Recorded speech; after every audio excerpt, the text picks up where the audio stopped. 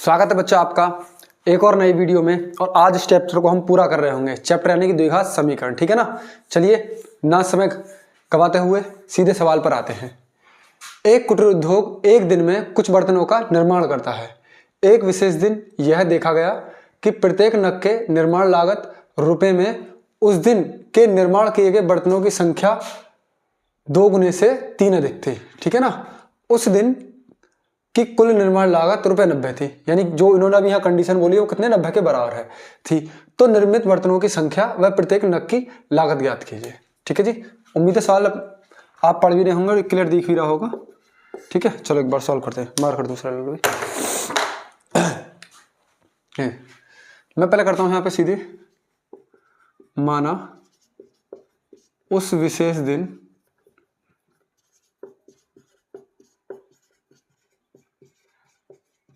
बर्तन की संख्या हो गई भैया x। ठीक है ना। इन्होंने कहा यहां पे एक विशेष दिन यह देखा गया कि प्रत्येक नग के निर्माण की लागत रुपए में उस दिन के निर्माण किए गए बर्तनों की संख्या के 2 गुने से 3 अधिक है। ठीक है ना। तो अब क्या आ जाएगा, प्रत्येक नग की निर्माण लागत वो कितनी है, उस दिन निर्मित किए गए बर्तनों की संख्या के 2 गुने से। तो बर्तनों की संख्या कितनी है, x। ठीक है ना बेटा। अब x का हो गया 2 गुने से कितनी अधिक है, 3 अधिक है। ठीक है ना। उम्मीद है समझ में आ गया होगा। ये कह रहे हैं कि एक दिन, मतलब मैं बता दूं, देखो नॉर्मल आपको, देखो वो कह रहे हैं कि एक दिन जो ना कुछ बर्तन बनना जाते हैं। एक फैक्ट्री है मान के चलो। ठीक है ना। एक फैक्ट्री है, उसमें एक बर्तन बनने का काम हो रहा है। तो अब हमें ये कैसे पता पड़ेगा कि नग की लागत और बर्तनों की संख्या कितनी है। ठीक है ना। प्रत्येक बर्तनों की संख्या। तो अब इन्होंने कंडीशन दी है। ये कह रहे हैं कि एक विशेष दिन बर्तन बनाए गए हैं। ठीक है। अब एक विशेष दिन बर्तन बनाए गए किस तरीके से, तो बर्तन ये बनाए गए हैं कि बर्तन की तुलना नग से करी गई है।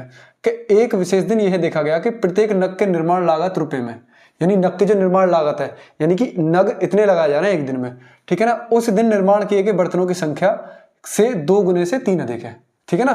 बर्तनों की संख्या के 2 गुने से। तो मैंने मान ली बर्तनों की संख्या x, उसकी संख्या उनका 2 गुना हो गया x, 2x, और क्या कहना 3 अधिक है, तो 3 अधिक हो गए। ठीक है ना। यदि उस दिन की कुल निर्माण लागत ₹90 थी तो निर्मित बर्तनों की संख्या ज्ञात कीजिए। अब देखो भैया एक बात बताओ, मैं आपसे कहता हूं भैया आपको एक दिन की मजदूरी के कितने रुपए मिलेंगे जी, 30 रुपए। ठीक है। सपोज करो एक दिन के आपको मिल रहे हैं 30 रुपए। ठीक है। अब 30 रुपए में कोई मुझसे आके ये पूछे कि जी अब बताओ जी मैंने 15 दिन काम कर लिया तो मुझे 15 दिन में कितने रुपए मिलेंगे। मुझे 15 दिन में कितने रुपए मिलेंगे, 30 गुणा 15। ठीक है ना। 30 गुणा 15, यानी ये क्या होगा, एक दिन की कमाई। ठीक है ना। और ये होगी 15 दिन की। तो टोटल कितना आ गया, 450। अब मैं कह रहा हूं कि प्रत्येक नग की निर्माण लागत इतनी है। अब टोटल खर्चा कितना बैठ रहा है भैया, उस दिन की कुल निर्माण लागत, यानी कि बर्तन बनाने और बर्तन में नग लगाने की जो टोटल खर्चा कितना है वो x रुपए है। ठीक है। अब बड़े आराम से, परंतु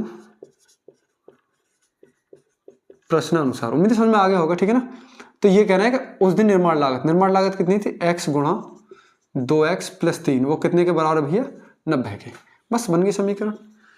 2x स्क्वायर प्लस 3x बराबर के 90 प्लस 3x माइनस के 90 बराबर 0। ठीक है जी।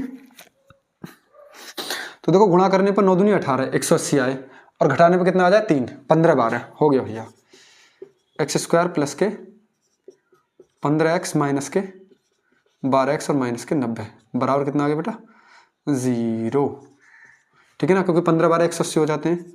यहां से कितना आ जाएगा भैया, x कॉमन, 2x प्लस के 15, यहां से कितना कॉमन आ जाएगा जी, 6 कॉमन आ रहा है भैया, यानी कि 2x प्लस के 15 बराबर 0।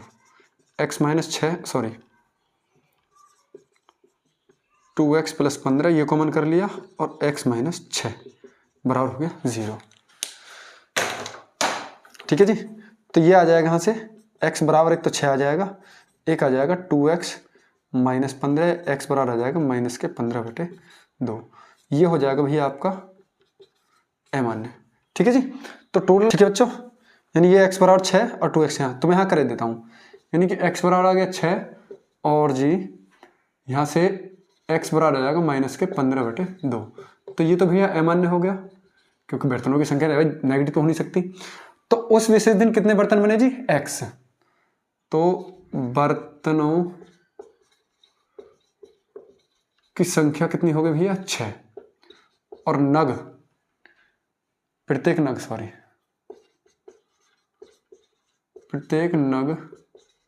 की लागत, ठीक है ना, वो कितनी हो जाएगी भैया? वो हो जाएगी आपकी 2 × 6 + 3, यानी वो हो जाएगी भैया 15 रुपये। उम्मीद है सवाल समझ में आया होगा, ठीक है ना। देखो सवाल को 1 से 2 बार देखना, आपके समझ में आ ही जाएगा, ठीक है ना। आज ये चैप्टर बेटा खत्म करना है हमें। चलिए एक बार आप इसे उतारें।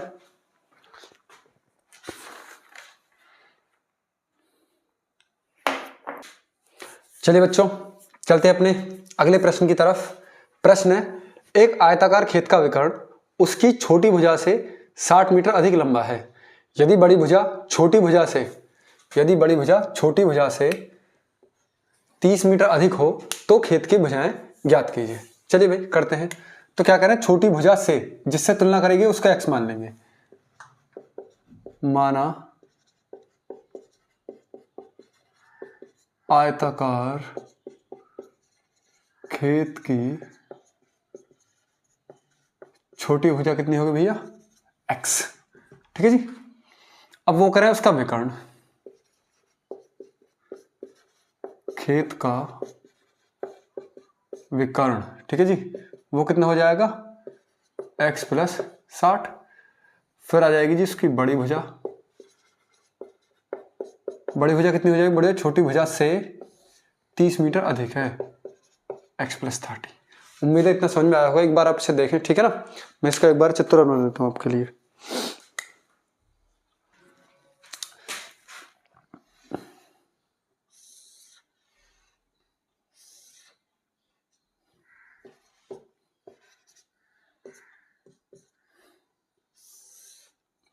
चालू कर रखी ना, चलो ठीक है जी। वो कह रहे हैं इसकी छोटी भुजा हो गई इसकी x, बड़ी भुजा हो गई इसकी x + 30, और ये हो जाएगा आपका x + 60, ठीक है ना। ये वाली ले लो तो ये भी x हो जाएगी और ये भी x + 30, क्योंकि आयत की आमने सामने भुजा कैसी होती है बेटा? बराबर होती है। तो देखो ये हो गया इसका कर्ण, ये हो गया इसका लंब और ये हो गया आधार, बस कुछ नहीं जी। क्या ले जी? अब समकोण त्रिभुज D, कुछ भी ले लो, DCB में पाइथागोरस प्रमेय से। चलिए जी, तो क्या होता है जी? कर्ण का वर्ग जो होता है हमारा, वो शेष दो भुजाओं के वर्गों के योग के बराबर होता है। चलिए जी खोलते। a² + b² + के 2ab बराबर a², यहाँ पे ये जगह तो हो, a² + b² + के 2ab, सही है जी। चलिए जी, एक x² से x² खत्म, ये 3600 हो गया आपका, ये 120 है, पहली तरफ लेके चलते हैं इसे हम, x²। अब 3600 में से 900 जाएंगे तो कितने बच जाएंगे? 2700।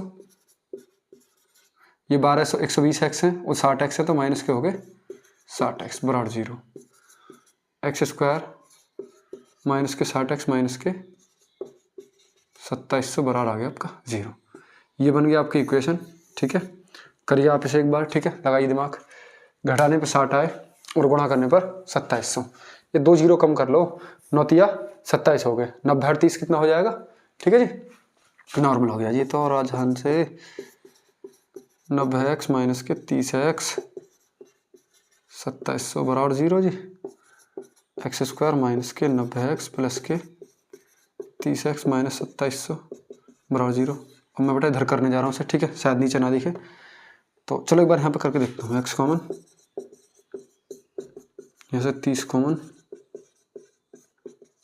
तो x माइनस 90 और x + के 30 यहाँ से आ गया जी। तो ये हो गया भैया आपका x बराबर आ गया आपका 90 और एक्स बराबर आ गया -30। अब भुजा कभी भी ऋणात्मक हो नहीं सकती, सही है। तो एक्स बराबर कितना आ गया 90। तो हम लिख देंगे यहाँ से, भुजा ज्ञात कर रही है ना, हाँ तो बस कुछ नहीं है, खेत की छोटी भुजा एक्स बराबर हो गई 90 और बड़ी भुजा वो हो जाएगी x + 30 बराबर हो गई 120। ठीक है जी, चलिए समझिए सवाल को एक बार और आप।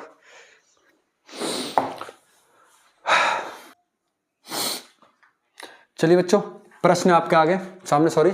दो वर्गों के क्षेत्रफलों का योगफल 117 मीटर स्क्वायर है। यदि उनके परिमापों का अंतर 12 मीटर हो तो दोनों वर्गों की भुजा ज्ञात करो। चलिए मैं पहले की लेता हूं, तो माना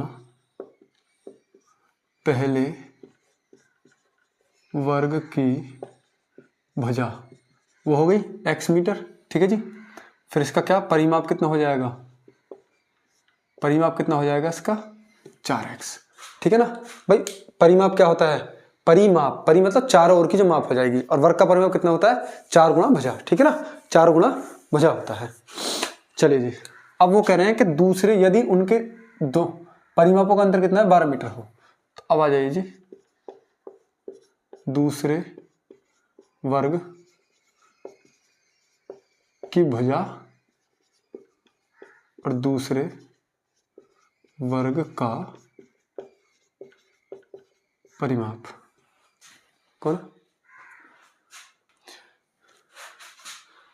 हो गया ना, ठीक है जी। अब दूसरे वर्ग की भुजा कितनी है, दूसरे वर्ग की भुजा, इनका जो अंतर है वो 12 दे रखा है, तो मैं दूसरे वर्ग की भुजा कितनी मानूंगा, सोचो सोचो, चलो बट थोड़ी सी मिस्टेक हुई, चलो यहाँ पर करते हैं। मैं निकालूंगा अब दूसरे वर्ग का परिमाप। ये कह रहे हैं यदि उनके परिमापों का अंतर कितना 12, तो जब एक 4x हो गया तो दूसरा कितना हो जाएगा 4x + के 12, जब इसमें से घटा देंगे तो कितना आ जाएगा 12 आ जाएगा, ठीक है जी।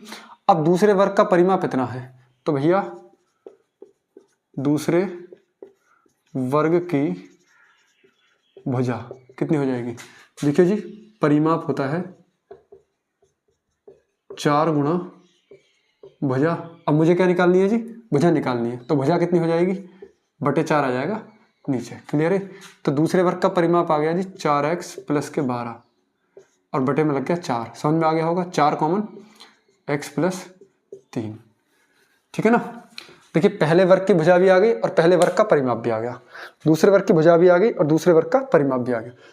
दोनों वर्गों के क्षेत्रफलों का गुणनफल कितना है 117 है, दोनों वर्गों के क्षेत्रफलों का गुणनफल 117 है। अब बताइए वर्ग का क्षेत्रफल कितना होता है, वर्ग का क्षेत्रफल होता है भुजा का स्क्वायर, कितना होता है भुजा का स्क्वायर, बस ये आ जाइए। अब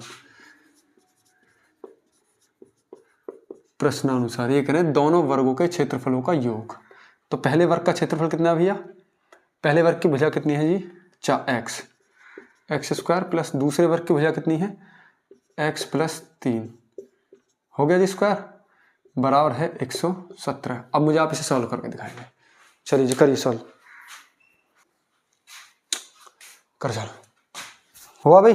चलो देखते हैं एक बार, x² प्लस के दोनों, समझ में तो आ गया होगा ना। प्रश्नानुसार क्या कहना है कि दोनों वर्गों के क्षेत्रफलों का अंतर योगफल कितना है 117 है, मैंने कर दिया पहले वर्ग का क्षेत्रफल और दूसरे वर्ग का क्षेत्रफल, करो जी। अब a² + b² प्लस के 2ab बराबर 117, x² 2x² प्लस के 6x और ये आ जाएंगे प्लस के होकर यहाँ पे प्लस के 9 माइनस के 117 बराबर 0, 2x² प्लस के 6x माइनस के 108 बराबर 0, 2 कॉमन भैया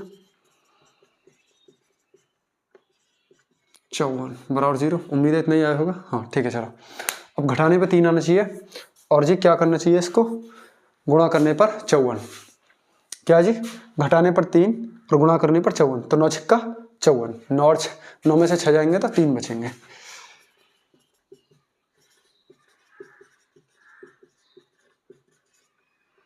x कॉमन 6 कॉमन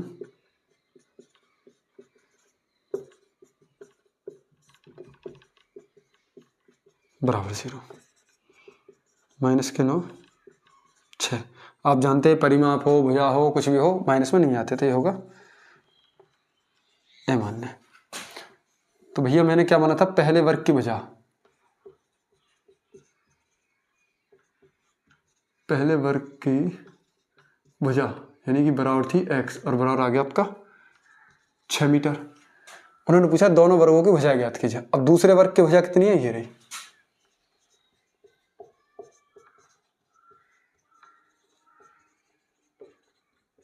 वो आ गई भैया आपकी x प्लस 3, ये हो जाएगी आपकी 6 प्लस 3 बराबर आ गई 9 मीटर। ठीक है सर जी, चलिए उतारिए आप इसे। ठीक है, उम्मीद है समझ में आ गया होगा। बस यहाँ ये चीज़ है सबसे ज़्यादा डिफिकल्ट, अगर किसी बच्चे को लग रही है तो। ठीक है ना, बस बाकी कुछ नहीं है, बाकी नॉर्मल मैथ है। ठीक है ना, चलिए करिए। चलिए बच्चों, अब 2 सवाल हैं जो आपको करने हैं घर से। पहला प्रश्न है, 2 वर्गों के क्षेत्रफलों का योगफल 157 मीटर स्क्वायर है, यदि उनके परिमापों का योग क्या है, योगफल 68 मीटर हो तो दोनों वर्गों की भुजाएं ज्ञात करो। ठीक, पहला सवाल। दूसरा सवाल, 2 वर्गों के क्षेत्रफलों का योगफल कितना है, 157 नहीं, इस बार क्या है बेटा 400 यानी 400 मीटर स्क्वायर। यदि उनके परिमापों का योगफल नहीं, अंतर जो मैंने कराया है वही वाला 16 मीटर हो तो दोनों वर्गों की भुजाएं ज्ञात करो। ये 2 सवाल हैं आपके लिए। ठीक है, चलते हैं अपने अगले प्रश्नों की तरफ। देखिए बच्चों, अब आपके बोर्ड पर 2 प्रश्न हैं, इनमें से एक मैं करूंगा और एक करना है बेटा आपको। ठीक है ना, देखो जितने भी क्वेश्चन बन सकते हैं मैं पूरी कोशिश कराऊं ना कराने की। ठीक है ना, बाकी देखो ऊपर वाला मालिक है, लेकिन मैं कोशिश पूरी कर रहा हूं और आप मेहनत करेंगे तो आपको जरूर सफलता मिलेगी। पहला प्रश्न है x-2 बटे x plus 2 plus 3 into x plus 2 बटे x माइनस 2 माइनस 4 बराबर 0। दूसरा सवाल है 2 इंटू 2x-1 बटे x plus 3 minus 3 into x plus 3 बटे 2x-1 बराबर के 5। ये वाला मैं कर रहा हूं, कुछ मत करो भैया, सीधी कर लो जी। कि माना x-2 बटे x प्लस 2 बराबर मैंने मान लिया जी y। ठीक है ना, बस इसमें रख दो भैया।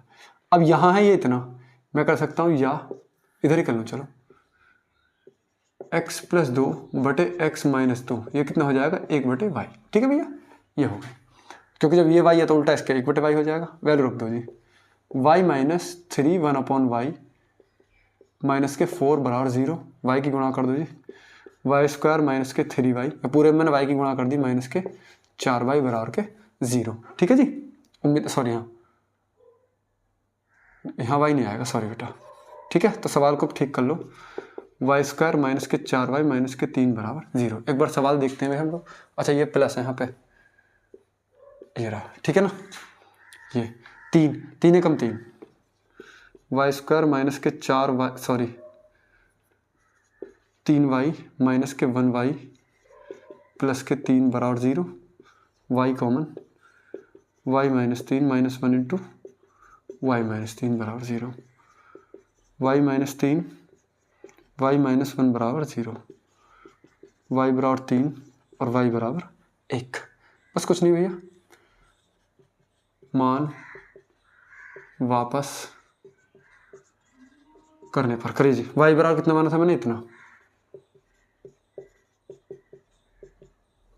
एक तो 3 आ गया, सॉरी बेटा सॉरी, पहले 3 रख लेते हैं। तो गुणा कर दो जी, x-2 बराबर के 3x प्लस के 6, इसे इधर भेज दो, इधर भेज दो, तो 2x बराबर हो जाएंगे माइनस के 8, x बराबर आ गया माइनस का 4। ठीक है, अब एक आ जाएगा x-2 बटे x प्लस 2 बराबर कितना आ रहा बेटा 1, x-2 बराबर x प्लस 2, तो यहाँ से x खत्म भैया। बच्चों देखो लाइट चली गई है, ठीक है, लेकिन फिर भी तो उम्मीद है दिख रहा होगा। ठीक है ना, चलिए तो x खत्म, तो टोटल ये वैल्यू होगी बिल्कुल खत्म। ठीक है ना, तो x बराबर कितना आ गया आपका माइनस का 4। ठीक है, चलिए अब ये सवाल आपको करना है। चलते हैं अपने अगले प्रश्न की तरफ। था कुछ नहीं था, बस जो वैल्यू दी उसे y के बराबर मान लिया मैंने। ठीक है ना, जो उसका उल्टा था 1/y रख दिया। ठीक है, y plus 3 into 1/y minus 4, पूर्व में मैंने क्या कर दिया y से मल्टीप्लाई, वाई स्क्वायर प्लस के 3 माइनस के 4y बराबर 0, वाई स्क्वायर माइनस के 4y प्लस के 3, उसके बाद नॉर्मल गुणनखंड में y की वैल्यू निकल गई और जो हमने वैल्यू रखी थी यानी माना था वो मान हमने वापस कर दिया। ठीक है, क्योंकि आंसर में x का निकालना था ना कि y का। चलिए बच्चों चलिए बच्चों, प्रश्न आपका, एक नाव की शांत जल में चाल 4 किलोमीटर प्रति घंटा है, धारा की दिशा में 12 किलोमीटर जाने तथा धारा के विपरीत 12 किलोमीटर लौटने या आने में 8 घंटे का समय लगता है, धारा की चाल ज्ञात कीजिए। बेटा ये सवाल बहुत ही ज़्यादा इंपॉर्टेंट है, ठीक है जी। चलिए हम करते हैं इन्हें बिना समय गवाए। माना धारा की चाल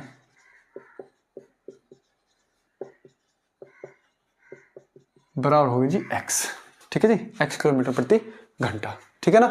अब उसके बाद हमसे कहा क्या गया है, हमसे कहा गया है कि धारा की दिशा में 12 किलोमीटर जाने तथा धारा के विपरीत एक नाव की शांत जल में चाल। तो भैया पहले नाव की चाल लिख दो जी,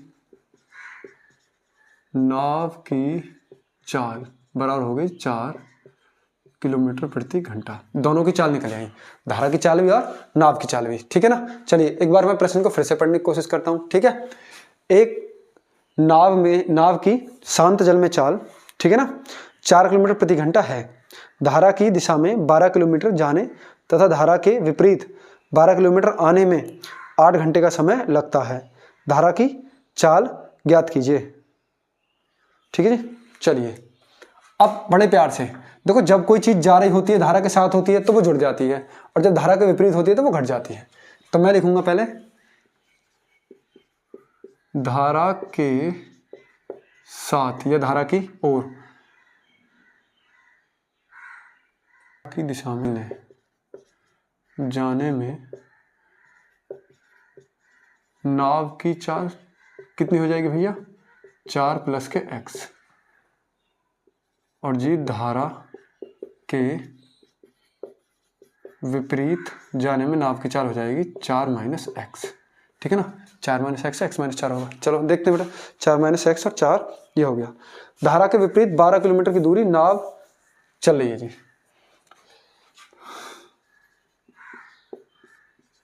धारा के विपरीत 12 किलोमीटर जाने में नाव को लगा समय, ठीक है जी। समय बराबर क्या होता है, देखो एक फॉर्मूला होता है बेटा, चाल बराबर दूरी बटे समय, ठीक है। तो हमें क्या निकालना है, समय, समय बराबर हो जाएगा दूरी बटे चाल।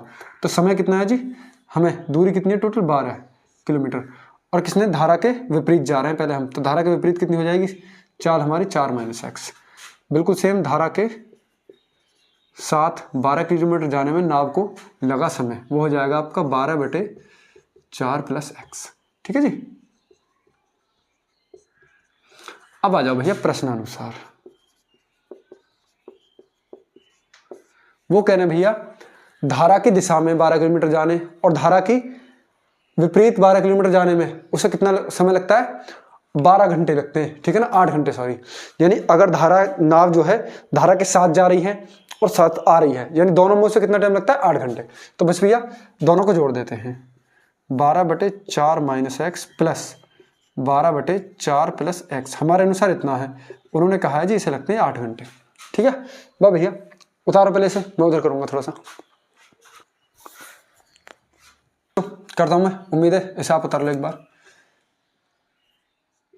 वीडियो को पॉज करके, ठीक है ना, जब करना है इसे। तो पहले 12 कॉमन कर लेता हूं, एक सीधे कैसे गुणा कर दूं, चलो 12 कॉमन करते हैं हम लोग, 1 बटे 4 माइनस एक्स प्लस के 1 बटे 4 प्लस एक्स बराबर हो गया 8, नीचे आ जाएगा 21 में गुणा 4 प्लस एक्स, 21 में गुणा 4 माइनस एक्स बटे इन दोनों का स्क्वायर 16 माइनस एक्स स्क्वायर, क्योंकि ए माइनस बी और ए प्लस बी तो इतना ही हो जाएगा, ये आ जाएगा बेटा आपका 8 बटे 12।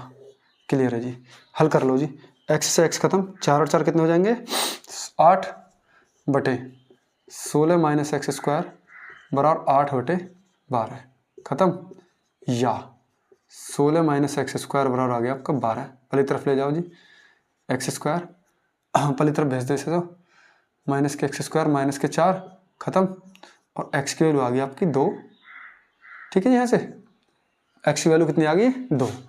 तो हमने क्या माना था, धारा की चाल है 2 किलोमीटर प्रति घंटा। देखो अब याद रखना, चाल कभी भी नेगेटिव हो नहीं सकती अगर आप यहाँ पर कहीं प्लस माइनस कहें, ठीक है। चलिए सवाल को उतारिए।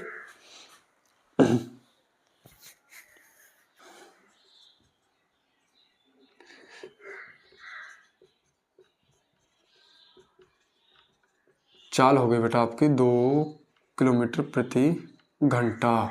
भैया कुछ नहीं करना इस प्रकार के सवाल में। अगर टाइम दिया है तो हम भी टाइम निकालेंगे, अगर चाल दी है तो हम भी चाल ही निकालेंगे। ठीक है, देखो कैसे करा है हमने ये।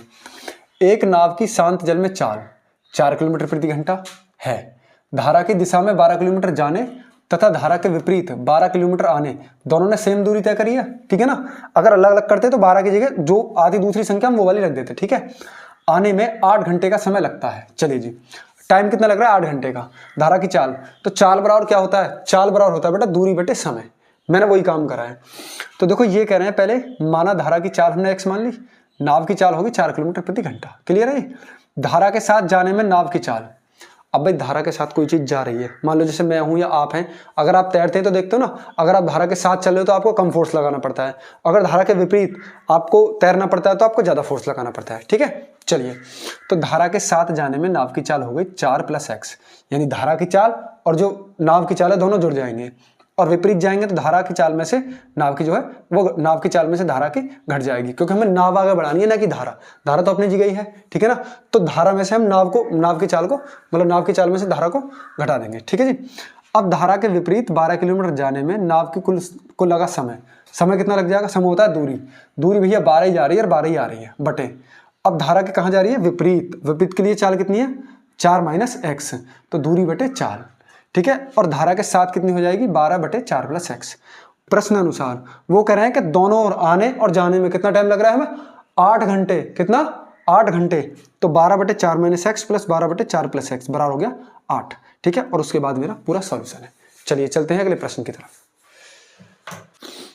चलिए बच्चे, अगला प्रश्न आपके लिए है, सेम सवाल है बिल्कुल। एक नाव की शांत जल में चाल 15 किलोमीटर प्रति घंटा है, धारा की दिशा में 30 किलोमीटर जाने तथा धारा के विपरीत 30 किलोमीटर आने में 4 घंटे 30 मिनट। 4 घंटे 30 मिनट का मतलब हो जाएगा भैया 4.5 घंटे। ठीक है ना, जहां मैंने 8 घंटे लिया था वहां आप 4.5 घंटे लेंगे का समय लगता है। धारा की चाल ज्ञात कीजिए।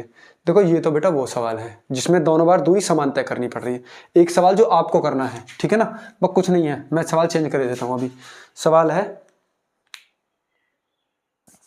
चलिए बच्चों, सवाल है एक नाव की शांत जल में चाल 8 किलोमीटर प्रति घंटा, धारा की दिशा में 22 किलोमीटर जाने तथा धारा के विपरीत 15 किलोमीटर आने में 5 घंटे का समय लगता है। धारा की चाल ज्ञात कीजिए। देखो मैं शॉर्ट में करके बता रहा हूँ आपको। ठीक है ना, देखो वो कह रहे हैं कि 8 घंटे का समय लगता है धारा के मतलब शांत जल में चाल जो 8 हो गई।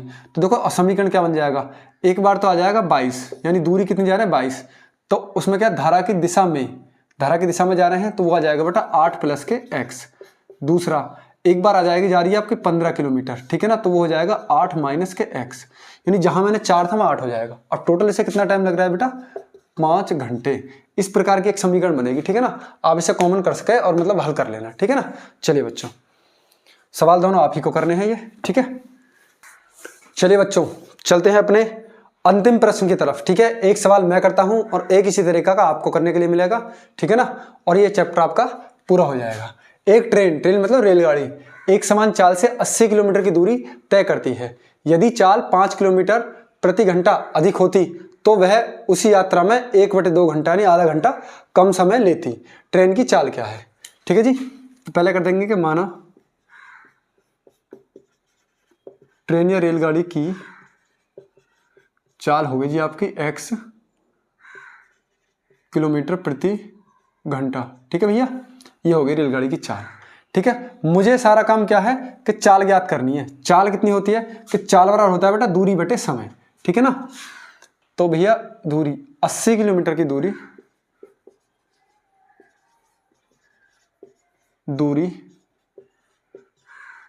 तय करने में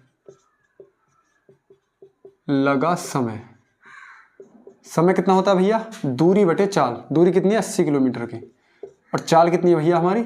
x। ठीक है, अब वो कह रहे हैं कि यदि चाल 5 किलोमीटर अधिक होती है, चाल 5 किलोमीटर प्रति घंटा अधिक होती तब और लिखो, चाल 5 किलोमीटर अधिक है तो वो कितनी हो जाएगी टोटल? x पहले थी और 5 हो जाएगी अब। ये हो जाएगी टोटल चाल 5 कितनी हो जाएगी ये किलोमीटर प्रति घंटा।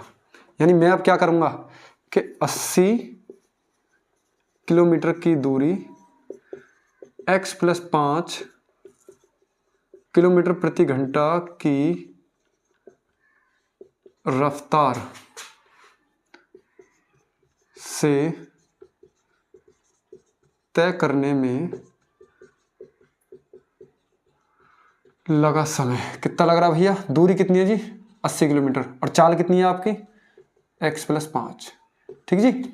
अब उन्होंने हमसे कहा है कि अगर वो 5 किलोमीटर प्रति घंटा अधिक होती तो वह उसी यात्रा में आधा घंटा कम समय लेती। बस जी, फिर क्या जी? प्रश्नानुसार क्या जी? प्रश्नानुसार यही है कि पहले वो कितनी चल रही थी जी? पहले उसकी चाल थी 80/x। अब क्या है कि इससे किससे कि इस वाली से वो क्या करती, यानी अगर 80 मतलब इतनी रफ्तार से यानी 5 किलोमीटर अधिक होती तो इतनी होती अधिक, 5 किलोमीटर अधिक, तो कितना समय लेती? इतना घंटे कम समय लेती, यानी आधा घंटे कम समय लेती। यानी इनका अंतर कितना है? आधा घंटे है। एक बार मैं फिर से समझाता हूं आपको, ठीक है ना। वो कह रहे हैं यदि चाल 5 किलोमीटर प्रति घंटा अधिक होती तो वह उसी यात्रा में आधा घंटा कम समय लेती। देखो पहले 80 किलोमीटर की दूरी कितनी x की चाल से वो इतने में तय कर रही थी, इतने समय में।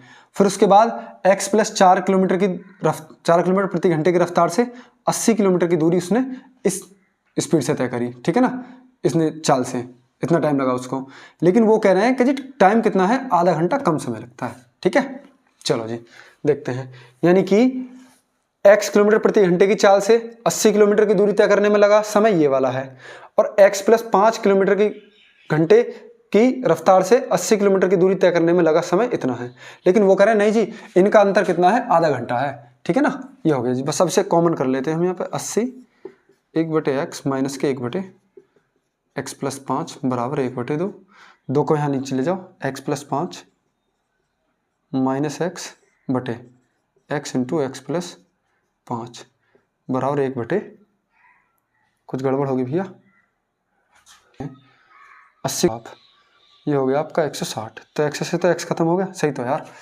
यहाँ पे कर रहा हूँ बड़ा, थोड़ा छोटा दिखेगा, एक बार प्लीज़ कोऑपरेट करना आप भी।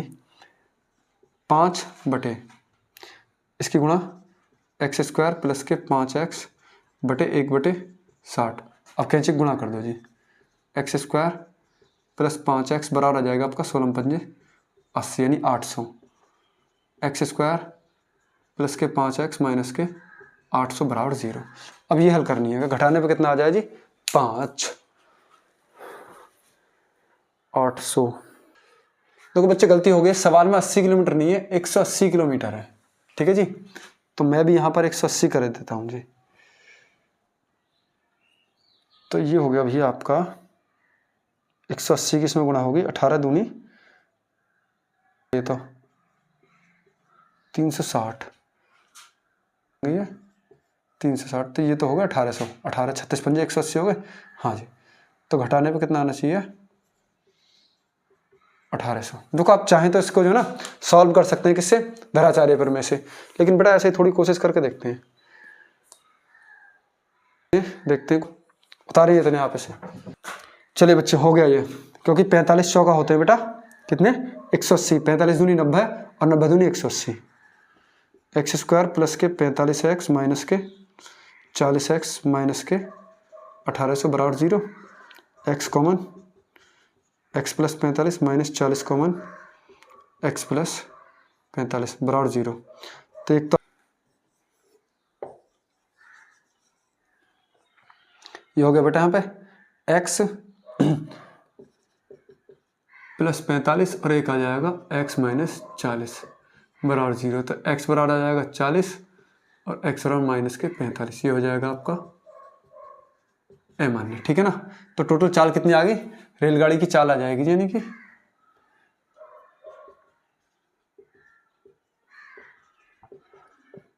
ट्रेन की चाल हो जाएगी बेटा आपकी x 40 किलोमीटर प्रति घंटा, यानी 1 घंटे में कितनी जा रही है वो? 40 किलोमीटर। ठीक है, चलिए इसी सवाल के साथ हमारी ये क्लास पूरी होती है और एक सवाल मिलता है अब आपको करने के लिए। देखो बच्चों, मैं एक बार बता देता हूँ, पहले मैंने यहाँ से ये सॉल्व करा है, उसके बाद मैं यहाँ पे गया हूँ, ठीक है। मैं चलो एरो लगा के बता देता हूँ आपको, और उसके बाद ये ऊपर गया है, ठीक है ना सवाल, क्योंकि देखो बोर्ड पर जगह कम है, इसलिए मैंने इसलिए करा है, ठीक है। चलिए बच्चों, इस चैप्टर का अंतिम सवाल है, एक ट्रेन एक समान चाल से 360 किलोमीटर की दूरी तय करती है, यदि चाल 5 किलोमीटर घंटा अधिक है कम है, अधिक होती, हाँ जी अधिक होती, तो वह उसी यात्रा में 1 घंटा कम समय लेती। ट्रेन की चाल ज्ञात कीजिए, ठीक है, बिल्कुल पहले की तरह है। और इसी सवाल के साथ हम इस चैप्टर को बिल्कुल पूरा करते हैं, ठीक है। और देखो बेटा, मैंने बहुत सारी मेहनत करी है इस चैप्टर के लिए, और बहुत सारे सवाल भी कराए हैं, ठीक है ना। तो बेटा प्लीज़ देखो, चैनल को जितना ज़्यादा हो सके सपोर्ट किया करो, और वीडियो को शेयर कर दिया करो, ताकि औरों का भी भला हो जाए, ठीक है। चलिए चलते हैं और मिलते हैं नेक्स्ट चैप्टर और नई वीडियो के साथ। जय हिंद।